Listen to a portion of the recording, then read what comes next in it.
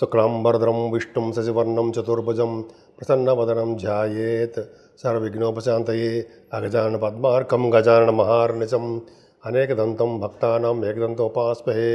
ఓం గం గణపతయే నమః. ఓం శ్రీమాత్రే నమః. ఓం శ్రీ గురుభ్యో నమః. నేను మీ వాడ్రేవ్ ఆదినారాయణరావు శర్మ. ఇప్పుడు మనం జూలై 6th నుంచి 12th వరకు కూడా ఈ వారం రోజులు ప్లానెటరీ పొజిషన్స్ మనకి ఏమి ఇస్తారో, మనం ఎట్లా ఉండబోతున్నాం అనేది మనం తెలుసుకుందామండి. కర్కాటక రాశిలోనే బుధుడు ఉండడము జనరల్గా బుధుడు మీ వాడికి మంచివాడు కాకపోయినా మీకు వ్యాపార లక్షణాలు, తెలివితేటలు, చదువు ఇవన్నీ మీకు ఇవ్వడానికి అవకాశం ఉందండి. ఏదైనా కుజ ప్రభావం వలన జనరల్గా మీకు ఫైనాన్షియల్ విషయంలో ఏమాత్రమో ఇబ్బంది పడరు, ఫైనాన్షియల్ స్టేటస్ పెరుగుతుంది. కొద్దిగా కుజుడు ఉన్నాడంటే చదువులో విషయంలో కొద్దిగా వెనకబడడానికి అవకాశాలు ఉన్నాయి.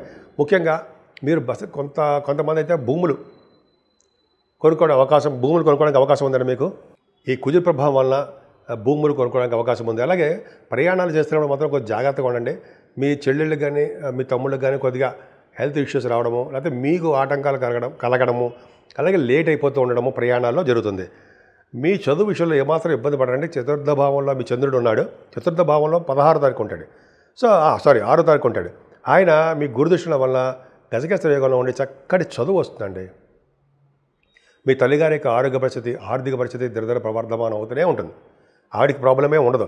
అలాగే రైతులకి చాలా బాగుంటుందండి. సంగీతంలో ఉన్నవాడికి చక్కగా సంగీత విద్య బాగా డెవలప్ అవుతుంది.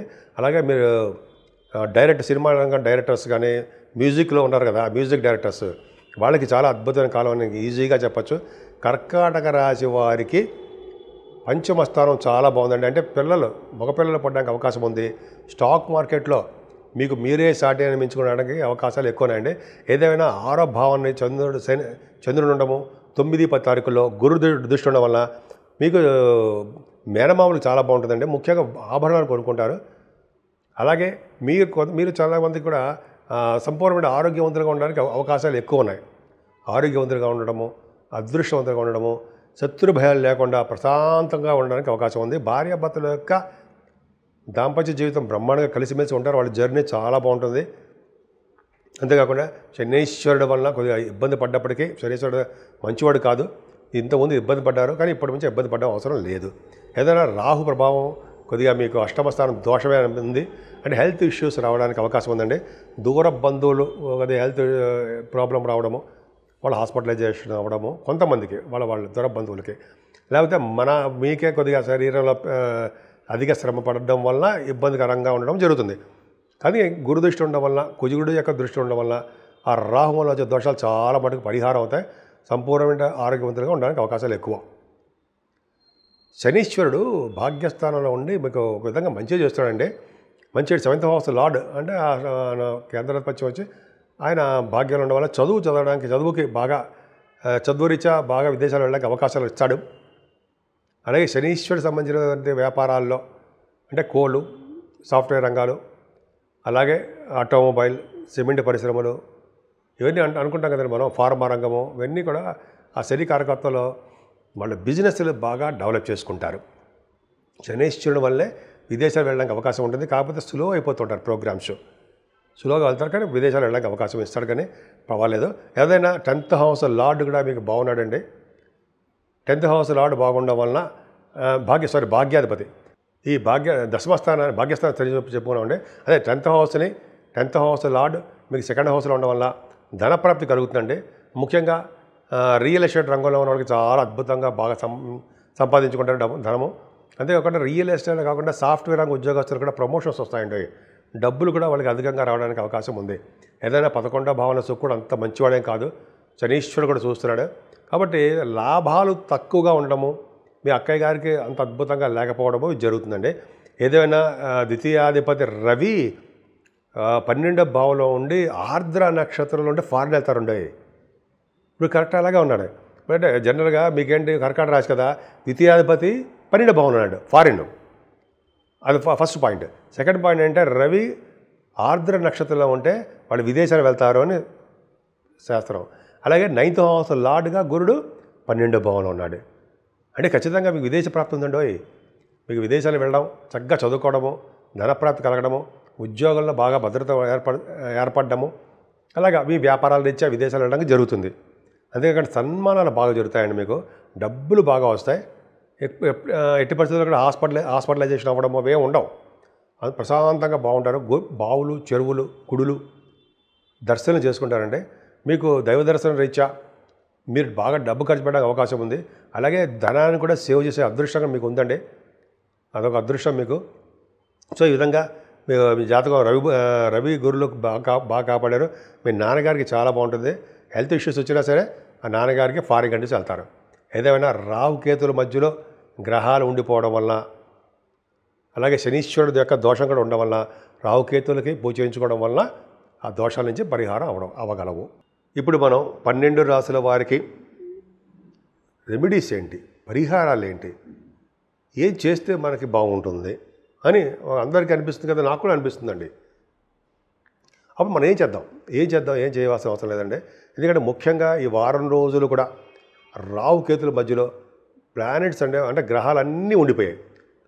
ఎక్సెప్ట్ చంద్రుడు బయటకు వచ్చేస్తుంటాడు. ఉండిపోవడం వల్ల ఎప్పుడు కూడా రాహు దగ్గర నుంచి సవ్యకాల సర్పదోషంలో ఉన్నాయి ప్లానెట్ పొజిషన్స్ అంతా. అదే ముఖ్యంగా అమ్మవారి యొక్క దర్శనం చేసుకోవడము, అమ్మవారి యొక్క కళ్యాణాలు చేయించుకోవడము, అలాగే పౌర్ణమి పూట కానీ లేకపోతే అమావాస్య పూట కానీ చండీ హోమాలు అండి. చండీ హోమం చేయించుకుంటే అమ్మవారి యొక్క ఆశీస్సులు ఖచ్చితంగా ఉంటాయి.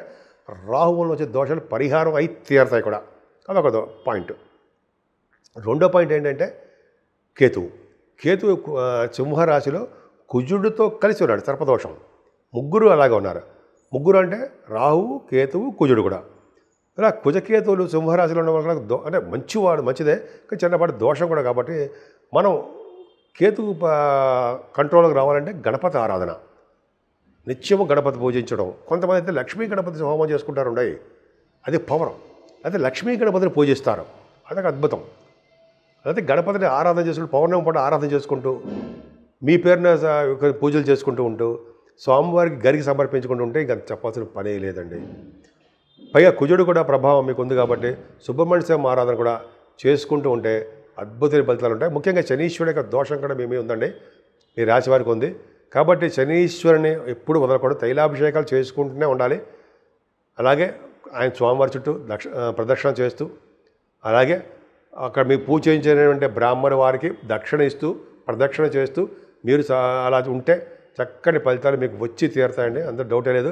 పక్కనే ఆంజనేయ స్వామి వారు ఉంటారు. ఆంజనేయ స్వామి వారు కూడా తమలపాకులతో పూజించడం వల్ల, ఆయన్ని సింధూరంతో సమర్పించడం వల్ల, అలాగే స్వామివారికి అప్పాలు సమర్పించడం వల్ల, అలాగే చేసుకుంటుండడం వల్ల శనీశ్వరుడు వచ్చే దోషాలు చాలా మటు పరిహారం అవుతాయి. అంతేకాదండి, మెయిన్ ఇంపార్టెంట్ అంటే శివాభిషేకం మన అందరికీ కుదరదు కదండి. కానీ శివుడి దగ్గరికి వెళ్ళినా, గుడికి వెళ్ళినా శివుడికి మల్లెపూల మాల సమర్పించడము. అయితే మన ఇంట్లో అవకాశం ఉంటే మల్లెపూలతోటి స్వామివారికి పూజ చేసుకోవడము, తులసి దళాలతోటి, తులసి మాలలు కూడా చేయించండి. తులసి దళాలతోటి, అలాగే మారేడు దళాలతోటి పూజ చేస్తే స్థిర లక్ష్యం మన ఇంట్లో ఉంటుంది అంటాం కదా. అలాగే ఈ గ్రహాల వల్ల వచ్చే దోషాలు కూడా చాలా పరిహారం అయ్యి సకల కార్యాలు సిద్ధిస్తాయండి. ఈ 12 రాశుల వారు కూడా, అంటే మేషం నుంచి మీన రాశి వారి వరకు కూడా ఈ దోషాలు పరిహారం అవడానికి మీకు చేతనైంది చేయండి. జనరల్గా పరిహారాలన్నీ చాలా పరిహారాల వల్ల మీ దోషాలు కూడా చాలా కంట్రోల్ అయిపోతాయి. సో మీ అందరికీ చాలా బాగుండాలని, ఆరోగ్యాలతో ఉండాలని, మీరు ప్రతి పనిలోనూ ముందంజలో ఉంటూ స్పీడ్గా ఉంటూ చక్కగా రాణించాలని, రాణిస్తారని కూడా నేను మనస్ఫూర్తిగా కోరుకుంటున్నాను.